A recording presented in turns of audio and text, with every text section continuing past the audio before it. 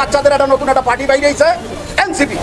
ওই এনসিপির আহ্বায়ক হচ্ছে নাহিদ, তার সাথে ছবি আছে। উপদেষ্টার দিয়ে কাজ হবে না, এই স্বরাষ্ট্র উপদেষ্টা পরিবর্তন করতে হবে। বাবা এক দাবি এক। অন্তর্বর্তী সরকার আইন শৃঙ্খলা রক্ষা করতে ব্যর্থ হয়েছে। এই স্বরাষ্ট্র উপদেষ্টা যিনি আছেন তার পদত্যাগ করা উচিত। এবার ব্যবসায়ী সোহাগ হত্যাকাণ্ড এবং চাঁদাবাজির ঘটনার নতুন মোড় নিয়েছে।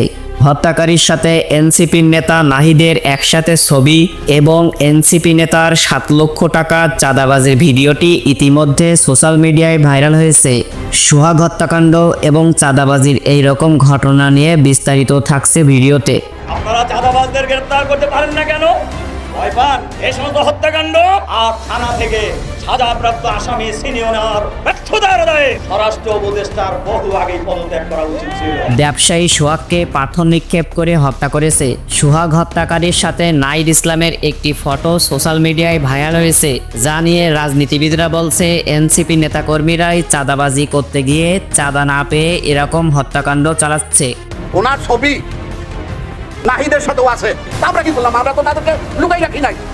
যারা এই হত্যার সাথে জড়িত, আমরা তো তাদেরকে আমার বাসা বাড়িতে রাখি নাই। আপনারা যেখানে পারেন তাদেরকে আপনারা অ্যারেস্ট করবেন 24 ঘন্টার মধ্যে। এছাড়াও ইতিমধ্যে এক নতুন ভিডিওতে দেখা যায় এনসিপির আরেক নেতার 7 লক্ষ টাকা চাঁদাবাজির ভিডিওটি, যা রীতিমতো সোশ্যাল মিডিয়ায় ভাইরাল হয়েছে।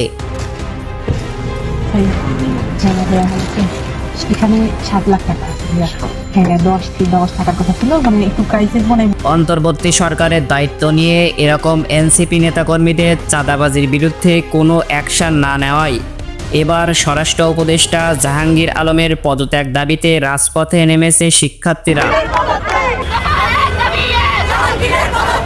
অন্তর্বর্তী সরকার আইন শৃঙ্খলা রক্ষা করতে ব্যর্থ হয়েছে। এই স্বরাষ্ট্র উপদেষ্টা যিনি আছেন তার পদত্যাগ করা উচিত।